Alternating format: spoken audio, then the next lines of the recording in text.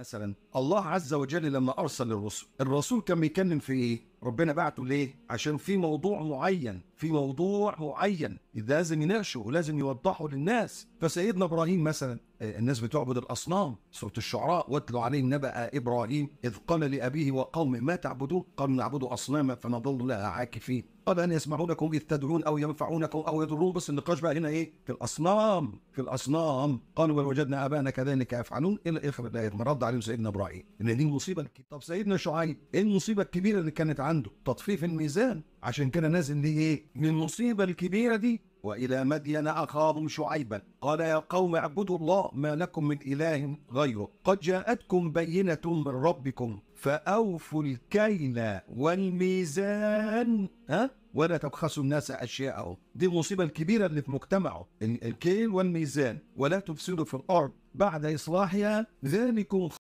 لايكي